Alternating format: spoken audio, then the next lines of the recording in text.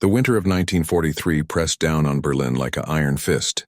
Klaus Richter stood at the window of his family's modest apartment in Kreuzberg, watching snow fall onto the rubble-strewn streets below.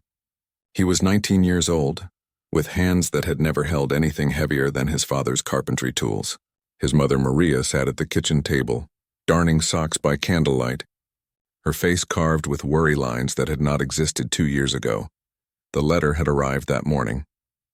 Wehrmachtsbefehl, military orders.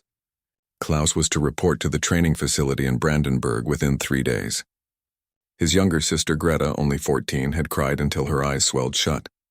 His father Heinrich had said nothing at all, just gripped Klaus's shoulder with a hand that trembled. Klaus remembered when the war had seemed distant, almost romantic. The radio broadcast spoke of quick victories, of Germany's rightful place in the world. But that was before the letters stopped coming from his older brother Johann, before the food rations became smaller, before the Allied bombers turned the night sky into a symphony of terror.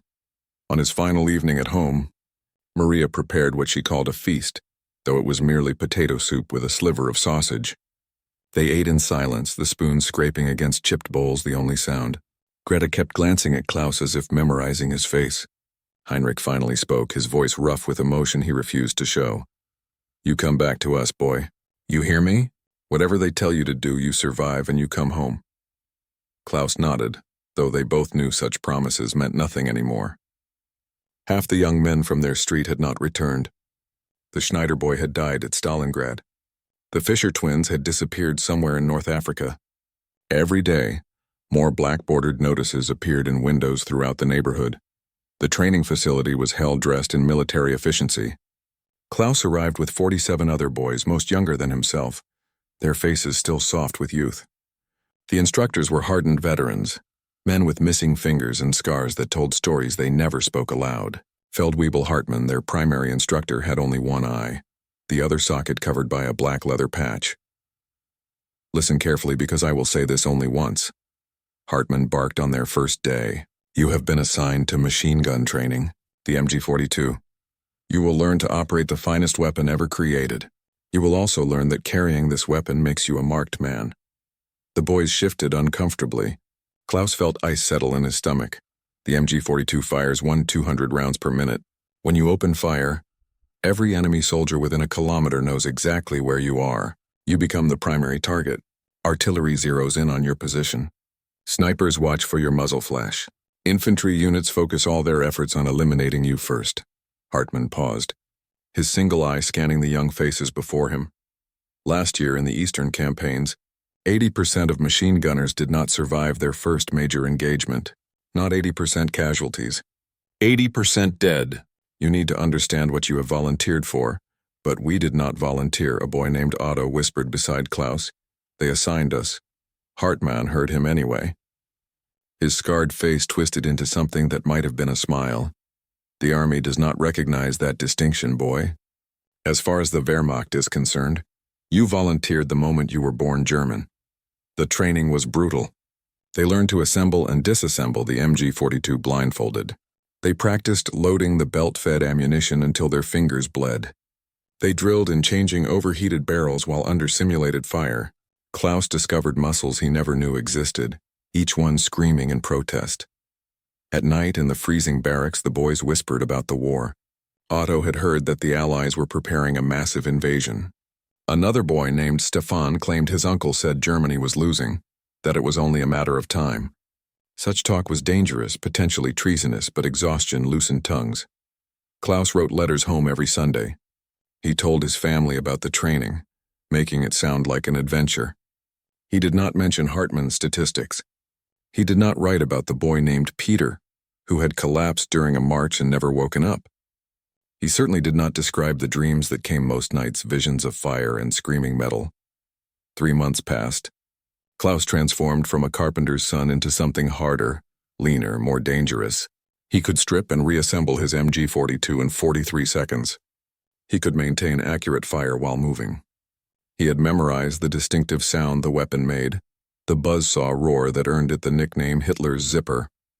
On the final day of training, Hartmann gathered them together one last time. They numbered 31 now. 16 had been reassigned or sent home for various reasons. The Feldwebel looked at each of them with his single eye, and Klaus saw something unexpected there. Pity. You ship out tomorrow.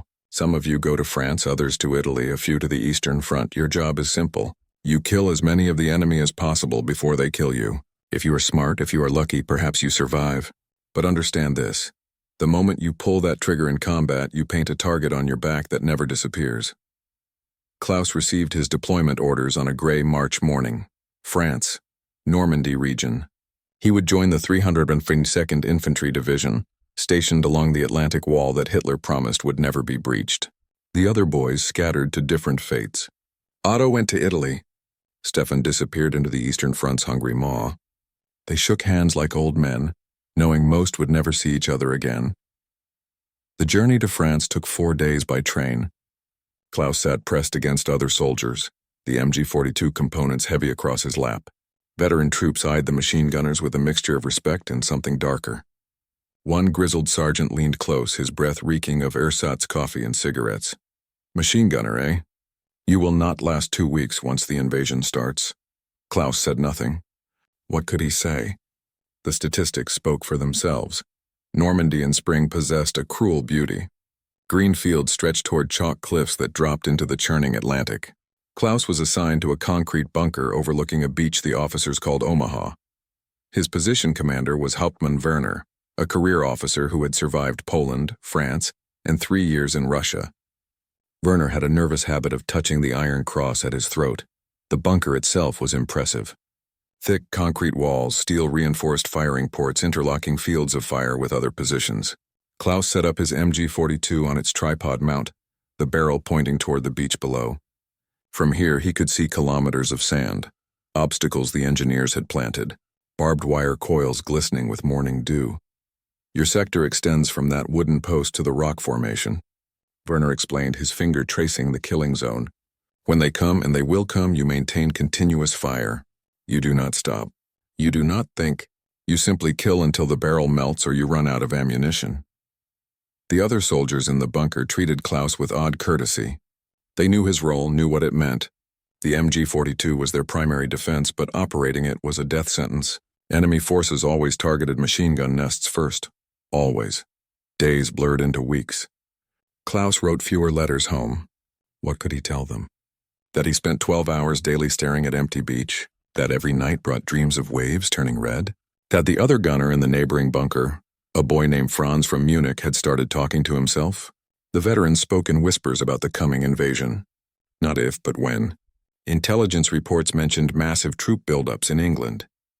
The Luftwaffe, what remained of it, reported endless convoys of ships. Everyone knew the storm was gathering.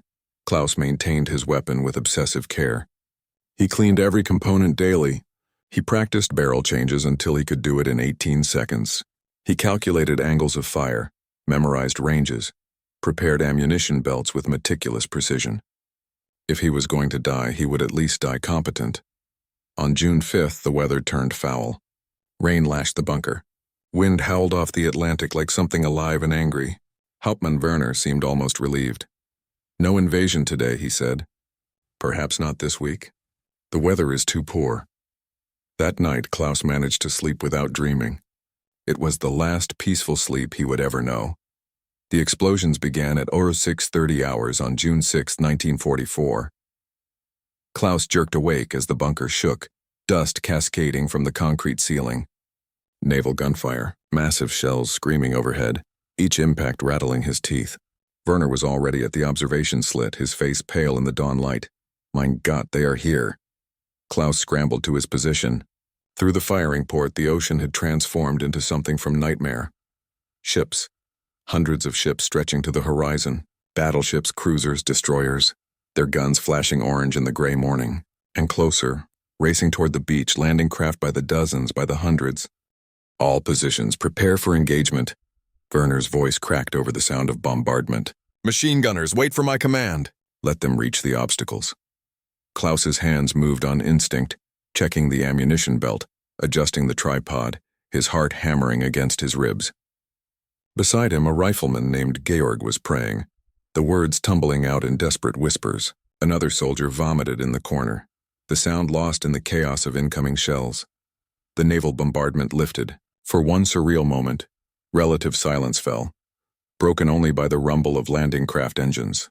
Klaus watched them come, dozens of vessels churning through the surf. He could see the shapes of men packed inside, could imagine their terror matching his own. 600 meters, 500, 400, fire. Fire! Fire! Klaus pressed the trigger. The MG42 roared to life. The distinctive buzz saw scream filling the bunker. Tracers arced across the beach in elegant, deadly ribbons. Through the smoke and spray, he saw men falling, tumbling into the surf. The water around the landing craft ramps turning dark. Keep firing, Werner shouted. Do not stop. The barrel grew hot under Klaus's hands. Spent casings clattered around his boots like brass rain. He changed belts, his movements automatic, barely aware of what he was doing. More landing craft arrived. More men poured onto the beach. More fell under the interlocking machine gun fire. This is it, Klaus thought with strange clarity. This is why 80% do not survive. Because every soldier on that beach could see his muzzle flash. Every officer with binoculars was marking his position. Every radio operator was calling in coordinates. The first mortar round hit 30 meters from the bunker. The second was closer. Georg stopped praying and started screaming. Klaus kept firing because stopping meant thinking, and thinking meant understanding that he was already dead. If you are watching this and your heart is racing like Klaus's right now, take a moment and subscribe to the channel, because what happens next will change everything you think you know about survival and the human will to live. The real battle is just beginning. The third mortar round struck the bunker's roof. The world turned white, then red, then black. Klaus woke to silence more terrifying than the battle. His ears rang with a high-pitched whine that drowned out everything else. Dust choked his lungs. Something warm and wet ran down his face. Blood. His blood or someone else's, he could not tell. The bunker had partially collapsed. Concrete chunks blocked half the firing port. Emergency lighting flickered, casting grotesque shadows. Klaus tried to stand, but his legs would not cooperate. Panic clawed at his throat until he realized they were simply pinned under debris, not destroyed. Werner, he croaked. Georg. Anyone. A groan answered from the darkness. Klaus pulled himself forward using his arms, ignoring the glass-sharp pain in his side. He found Werner half buried under rubble, the Hauptmann's face gray with shock. Blood pooled beneath him. Too much blood. The beach. Werner whispered. They are coming. You have to stop them. Klaus looked toward the damaged firing port. Through the gap, he could see American soldiers advancing up the beach, using the obstacles for cover, moving in disciplined rushes. They had breached the water's edge. They were winning. I cannot, Klaus said. The gun is buried. Everyone is dead or dying. Then we all die here. Werner coughed blood. The entire division depends on this position. You understand? If they break through here, they flank the entire defensive line. Klaus stared at the Hauptmann, at this man who had survived years of war, only to bleed out in a concrete tomb. Something shifted inside him. Not courage exactly, more like the death of fear. He had already survived what should have killed him. Everything now was borrowed time. He dug with his bare hands, throwing aside chunks of concrete until he uncovered the MG42. The barrel was bent slightly but might still fire. He cleared the firing port enough to see properly, dragged the weapon into position, and loaded a fresh belt with shaking hands. Through the port, American soldiers had reached the seawall, maybe 200 meters away. They were organizing, preparing for the final push inland. Officers shouted orders. Medics worked on wounded. For a moment, Klaus saw them not as enemies but as boys like himself, terrified and far from home. Then he remembered Franz in the neighboring bunker, probably dead. Remembered Georg who had been praying beside him. Remembered that if these soldiers broke through, they would push all the way to Berlin to his family, to Greta and his mother. Klaus aimed at the concentration of troops and fired. The MG42 stuttered, the bent barrel affecting its accuracy. But at this range it hardly mattered. Americans scattered, diving for cover. Return fire pinged off the bunker's remaining walls. Klaus kept firing, short controlled bursts now, conserving ammunition. A bullet cracked past his head, so close he felt its heat. Another shattered concrete inches from his face. They had spotted him. Snipers, riflemen, probably calling in artillery right now. Klaus fired until the ammunition belt ran empty. The counterattack never came. Klaus waited in the ruined bunker, a fresh belt loaded, expecting the final artillery barrage that would end everything. But the American advance had stalled. His fire, desperate and half-blind as it was, had disrupted their momentum just enough. Hours passed like years. Werner died sometime around noon, his breathing simply stopping between one moment and the next. Klaus closed the Hauptmann's eyes with trembling fingers. Georg was dead too, crushed under the collapsed section. Of the 8 men who had manned this position at dawn, only Klaus remained. As darkness fell, he heard German voices. Relief forces, what remained of them, moving through the defensive positions. A Feldwebel appeared at the bunker entrance, his face covered in soot and blood. Anyone alive in there? Klaus tried to answer, but his voice would not work. He raised one hand instead. The Feldwebel squeezed through the rubble, his eyes widening as he took in the carnage. Scheisse. You held this position alone? Not alone, Klaus whispered. They were here. They fought. The Feldwebel helped Klaus from the bunker. Outside the beach was a graveyard.